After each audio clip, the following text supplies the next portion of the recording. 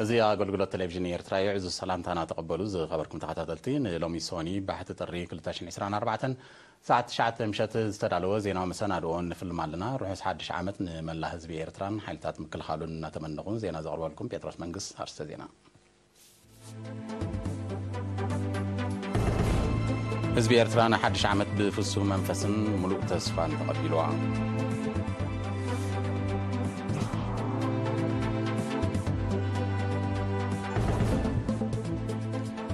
أب زبادو بترانا بركتون ودابيتات تقدف أب لمعاتها ومدباتن محقاز قومات وقناتن تموكسون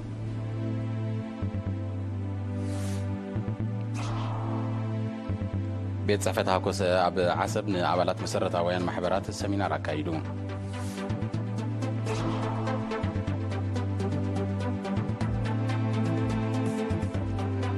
حزب عالم عامة كل تشين عسران 4 مستفلا لهم سنة دوتات تقبلوا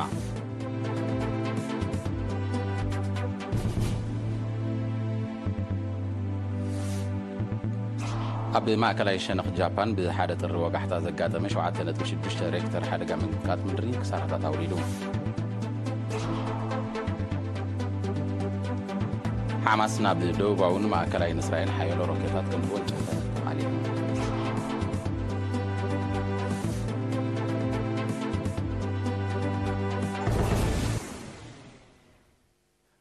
حزب إيرترا بوشتن وطن حدش عامت كل تشين عسران 4 بفسه منفس ملوء تسفان كمون حدر سماتات نمتكبار مبصعو بمحداس تقبلوا أب كتما سمرا بستخايدة سنيتن حدنتن زنتن أبارقو أب نايمت خابن زنقع نقات أميتاز تساتفو زيقاتات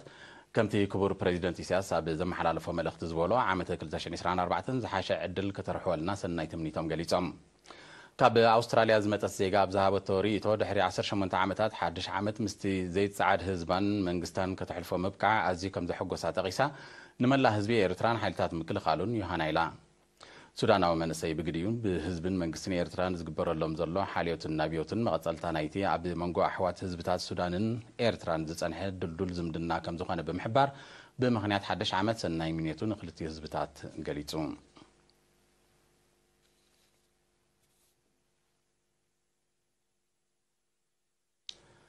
أب زبادو ترانا بركتون ودابيتات قدفة بالمعاتة ومدباتن محجاز صقمات وقناتن تموجيسو وكلا إيرينا زرعي برهان بملكة صبصاب نزد لو تحستو ياسين صالح كغربين أب زبادو تران أبركتون ودابيتات قدف أب تكبار المعاتة ومدباتن محجاز صقمات وقناتن زمزقن منبارو صحافي تقدف أب تزوبا ويزرو آمتا نقوسة بسالسة تحساس أب زتقبر قمقام سراح كل التشان أسران سلستن قليت عام أب تأغيبا كفلتات ودباون بوليتيكاون قدات شنافر هقدف أب نؤوز زباتات كم اون ودابيتات سيفيل سراحتنياتاتن كادراتن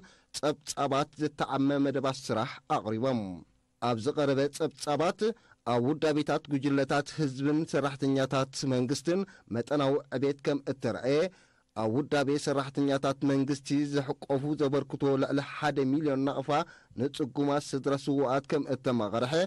كمون تغماتو نؤوز زباتات من دفرا سنعفة ما عيني صورونا دك أمحارن ما يمنن ذواتوه 410 شوعات شحن شد شميتن حموشتن نقفا بتمساسل من قدي كم التعدل بريهم بزي كازي لألي 400 شح قلبت زي تساتفو أب معك أب ماين حمدن متسقان ترقيان كبابياوي تريتن كال انزا تكوري ما اتتاوي سرحات كم التعمق قلت كله بوليتيكاون نقحات مبرخون سفحتي سمينارات كم التودبه تجمجمم تساتفتي أبز قربت أباد دحر زكايد وزته نحدستي ولدون ممهرانن مأكل زقبر قوسقوسات بقت سالي كودب تسلوا زكايد قوسقوسات كلكعن ككم أرلاينتو كخلسن كم اون أب من نبابرو هزبي تساقط إزفترو زلو تساقمات منغستي قولحتا كغبرلوم حاتيتوم أما حداري زوباد دوبوب آتو هابتا أب تسفاتين أب زهابو مزاز مقال بوليتيكاون ودباون نتفتات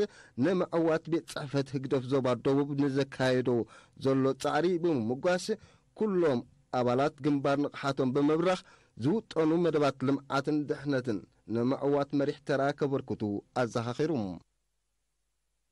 بيت صحفتها كوسا أب كتما عسب عبالات مسارة وين محبرات كابي 26 كسابي 29 تحساس سمينار كايدو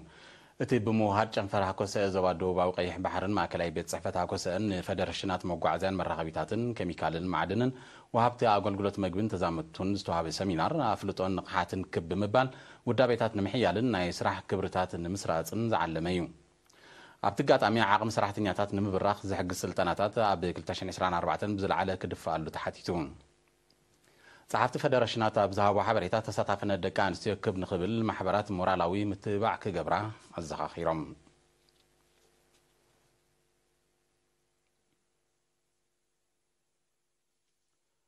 ኣብ ንዞባ ቁርደት ነበርቲ ምምሕዳር ከባቢ ጉስጢ ኣብ ውሽጢ ከባቢ ሳላ ዝተጠርነፉ ተረባሕቲ መሰረታዊ ማሕበራዊ ኣገልግሎታት ክኾኑ ከም ዝበቕዑ ተገሊጹ። ንሳቶም ኣብ ሓበሬቶኦም ኣቐዲሞም ኣብ ፋሕ ዝበላ ዓድታት ሰበኽ ሳግማዊ ህይወት ከም ዝነበሮም ብምዝክካር ካብ ኣቁርደት ኣብ ቀረባ ርሕቀት ኣብ ዝርከብ ቦታ ድሕሪ ምጥርናፎም ግና ኣገልግሎት ትምህርቲ ጥዕናን ጽሩይ ማይን ተዋዲዱሎም ርጉእ ህይወት የስተማቕሩ ከም ዘለዉ ብፍላይ ኣብ ኣገልግሎት ትምህርቲ ረኺቦም ንዘለዉ ዕድል ድማ ዝምስገን ምዃኑ ኣብሪሆም።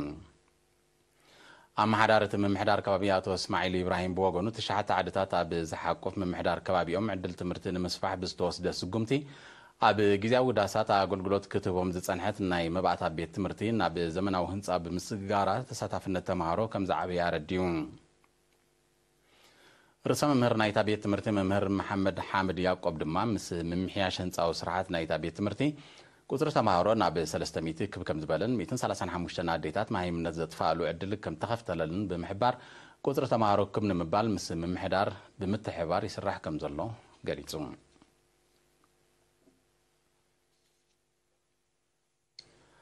ጨንፈር ትምህርቲ ዞባ ሰሜናዊ ቀይሕ ባሕሪ ምምሕዳር ንዞባ ጊንዳዕን ተዋሂዶም ብዝወሰዶ ስጉምቲ ኣብ ማይ ኣጣል ሰበኽ ሳግማዊ መነባብሮ ንዘሕልፉ ዜጋታት ኣገልግሎት መደብ ዓርዮትን ምጥፋ ማሂምነትን እቲ ቤት ትምህርቲ ተኸፊታ። ኣብቲ መኽፈቲ ስነ ስርዓት ሓላፊ መደብ ትምህርትን ዓበይቲ መምህር ማሕሙድ ዓፋ እታ ቤት ትምህርቲ ካብ ንዞባ ኣፍዓበት ዝመፁ ሰበኽ ሳግማዊ መነባብሮ ዘለዎም ልዕሊ 160 ተምሃሮ ሒዛ ተበጊሳ ከም ዘላ ቀረባት ናውቲ ትምህርቲ ብሓፈሻ ሰደቓታትን መፅሓፍትን ድማ ብፍላይ ንምምላእ ድማ ይስራሕ ከም ዘሎ ኣብሪሁ። ወለዲ ኣብ ዝሃቦ ርእይቶ ብሰንኪ ዘይምጥርናፍ ዓድታትን ሰበኽ ሳግማዊ መነባብሮን ደቆም ካብ ማኣዲ ትምህርቲ ረሒቆም ምጽንሖም ብምትካስ ረኺቦሞ ዘለዉ ዕድል መጻኢ ደቆም ኣብ ምምእዛን ዓቢ ተራ ስለ ዘለዎ ምስ ኮሚቴ ወለድን መምህራንን ብምትሕባር ዕቱብ ምክትታል ከም ዝገብሩ ኣረጋጊጾም። ኣብቲ ኣጋጣሚ ዝተረኽቦ ኣመሓዳሪ ንኡስ ዞባ ጊንዳዕን ሓላፊ ቤት ጽሕፈት ትምህርቲ ኣብቲ ንኡስ ዞባን እተን ስድራ ቤታት ረኺበንኦ ንዘለዋ ዕድል ብግቡእ ክጥቀማሉን ኣብ ትምህርትን ዓበይቲ ተሳትፎን ክዕዝዛን ተማሕጺኖም።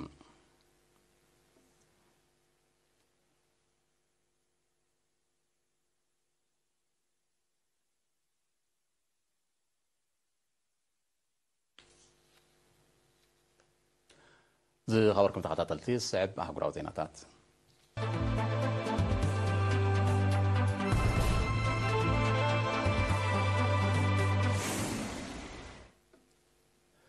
ህዝቢ ዓለም ንሓዳስ ዓመት 2024 ብዝተፈላለየ መሰናድኦታት ተቐቢልዋ። ኣብ ዝተፈላለየ ሃገራት ኤስያ፣ ኤውሮጳ፣ ኣሜሪካን ኣፍሪካን ምቕባል 2024 ዘንጸባርቕ ሕብራዊ ርችታት ተተኪሱ።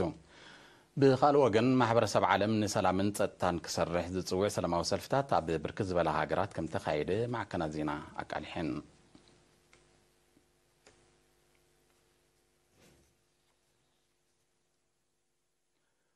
ሎሚ ባሕቲ ጥሪ 2024 ንግሆ ኣብ ማእከላይ ሸነኽ ጃፓን ዘጋጠመ 7.6 ሬክተር ሓደጋ ምንቅጥቃጥ ምድሪ ክሳራታት ከም ዘውረደ ተቓሊሑ። በቲ ተፈጥራዊ ሓደጋ ሓያሎ ኣባይትን ካልእ ትሕተ ቅርጽን ከም ዝዓነወ ጸብጻባት ሲቪላዊ ድሕነት ጃፓን ኣነጺሮም። ኣብ ፈለማ እቲ ምንቅጥቃጥ ዘጋጠመሉ ሰዓታት ሓደጋ ሱናሚ ከይስዕብ ብዝተፈጥረ ስጋት ነበርቲ ናብ በረኽቲ ከባቢታት ክጉዕዙ መንግስቲ ጃፓን ዘመሓላልፎ ትእዛዝ ጸኒሑ ከም ተላዕለ ተገሊጹ። ኣብ ገለ ከባቢታት ልዕሊ 1 ሜትሮ ዝብራኽ እዩ ማዕበል ብምኽሳቱ ሓደጋታት ዕለቕለቕ ከም ዘጋጠመ ዝጠቐሱ ጸብጻባት ተፈጢሩ ዝነበረ ስጋት ሱናሚ ግን ከም ተቐንጠጠ ሓቢሮም። ጃፓን ሓደጋታት ምንቅጥቃጥ ምድሪ ብብዝሒ ኣብ ዝኽሰተሉ ጂኦግራፊያዊ ከባቢ ከም ትርከብ ከም ሳዕቤኑ ድማ በቲ ሓደጋታት ብተደጋጋሚ ከም ትጥቃዕ ይግለጽ። ኣብ 2011 ብዘጋጠመን 9 ሬክተር ምንቅጥቃጥ ምድርን ንሱ ዘስዓቦ ሓደጋ ሱናሚን ብውሕዱ 20,000 ሰባት ከም ዝሞቱ ይዝከር። ናብ ሎሚ ባሕቲ ጥሪ 2024 ኣብ ዘወግሐ ለይቲ ፍልስጤማዊ ምንቅስቓስ ሓማስ ቴልኣቪቭ ናብ ትርከቦ ደቡባውን ማእከላይን ሸነኽ እስራኤል ሓያሎ ሮኬታት ከም ዝወንጨፈ ተቓሊሑ።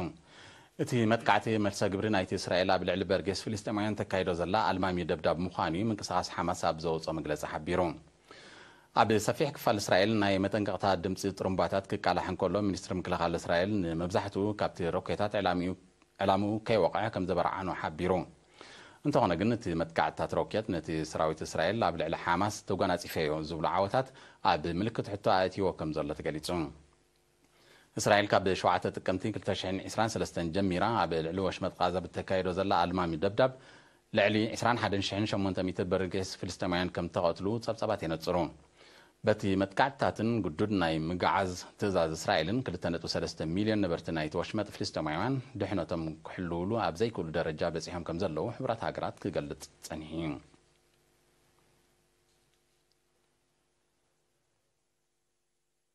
ሩስያን ኢራንን ኣብ ዘካይደው ንግዳዊ ንጥፈታት ተጠቃምነት ዶላር ኣሜሪካ ከም ዘቋረጻ ብ31 ታሕሳስ ብወግዕ ፍሊጠን ሰመዚ ማእከላይ ባንክታት ክልቴን ሃገራት ኣብ ከተማ ሞስኮ ኣብ ዘካይደው ርክብ ኣብቲ ውሳነ ከም ዝበጽሑ ገሊጾም እቲ ስጉምቲ ኣብ ምድንፋዕ ቁጠባዊ ዝምድናን ሓጋዚ ምዃኑ ሰመዚ ክልቴን ሃገራት ሓቢሮም ኣለዉ ኣብ ንግዳዊ ንጥፈታትን ተጠቃምነት ዶላር ኣሜሪካ ንምቁራጽ ዝሰርሓ ዘለዋ ህዝባዊት ሪፓብሊክ ቻይናን ሩስያን እውን ኣብ 2023 ካብ ዘካየዶ ንግዳዊ ምልውዋጥ እቲ ልዕሊ 9 ሚእታዊት ብናይ ገዛእ ርእሰን ባጤራ ከም ዝነበረ ጸብጻባት የረዱ ብርክት ዝበለ ሃገራት ላቲን ኣሜሪካን ኣባላት ብሪክስን እውን ኣብ ዝገብርኦ ንግዳዊ ምልውዋጥ ተጠቃምነት ዶላር ኣሜሪካ ከወግዳ ይነጥፋ ከም ዘላ ይፍለጥ ኣሜሪካ ንባጤራ ዶላር ከም መሳርሒ ዕብለላን ጸቕጥን ክትጥቀመሉ ምጽንሓ ጸብጻባት የረዱ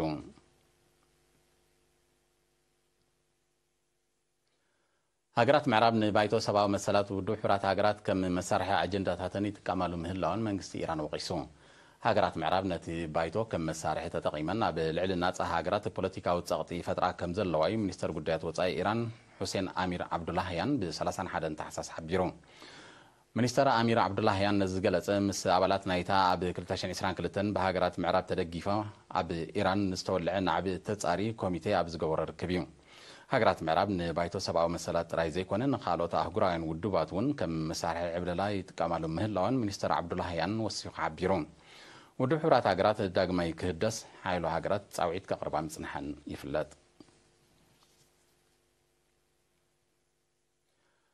ኣብ ዲሞክራሲያዊት ሪፐብሊክ ኮንጎ ኣብ ዝተኻየደ ፕሬዚደንታዊ ምርጫ ፕሬዚደንት ፌሊክስ ሸስኬዲ ንኻልኣይ ግዜ ተዓዊቱ ፕሬዚደንት ፌሊክስ ሸስኬዲ ልዕሊ 70 ሚእታዊት ድምፂ ብምርካብ ከም ተዓወተ ኮሚሽን ምርጫታት ሃገር ኣፍሊጡ በዚ ድማ ፕሬዚደንት ሸስኬዲ ን5 ተወሰኽቲ ዓመታት ንዲሞክራሲያዊት ሪፐብሊክ ኮንጎ ክመርሕ እዩ ወዲ 60 ዓመት ፕሬዚደንት ፌሊክስ ሸስኬዲ ፈለማ ኣብ 2019 ኣብ ዝተኻየደ ፕሬዚደንታዊ ምርጫ ከም ተዓወተ ይዝከር ኣብ ሶርያ ብዝቕጽል ዘሎ ግጭት ደብዳብን መጥቃዕትታትን ኣብ 2023 ጥራይ ኣስታት 4500 ሰባት ከም ተቐትሉ ጸብጻባት ሓቢሮም ዝበዝሑ ካብቶም ግዳያት ቆልዓ ሰበይቲ ዝርከቦም ሰላማውያን ምዃኖም ኣብቲ ጸብጻብ ተጠቒሱሎ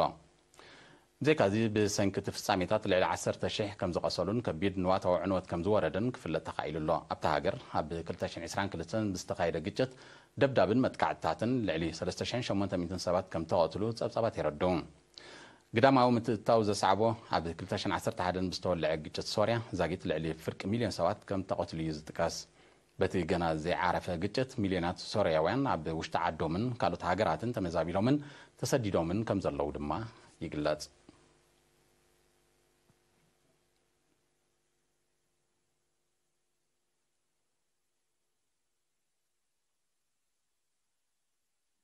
زي خبركم تخطاتلتي زينا من فتصام أرسطاتون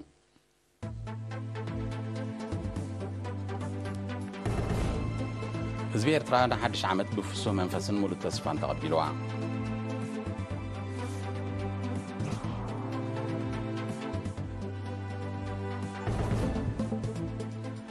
ኣብ ዞባ ደቡብ ተራን ኣበርክቶን ውዳቤታት ግደፍ ኣብ ልምዓታዊ መደባትን ምሕጋዝ ጽጉማት ወገናትን ተሞጊሱ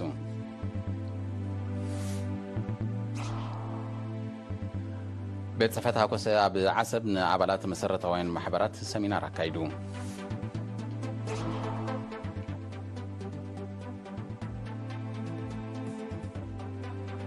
ህዝቢ ዓለም ንዓመት 2024 ብዝተፈላለየ መሰናዶታት ተቐቢልዋ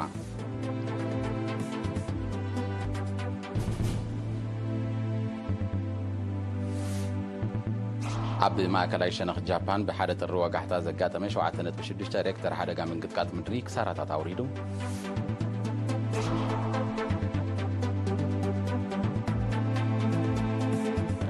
ሓማስ ናብ ደቡባውን ማእከላይን እስራኤል ሓይሎ ሮኬታት ከም ወንጨፈ ተቃሊዑ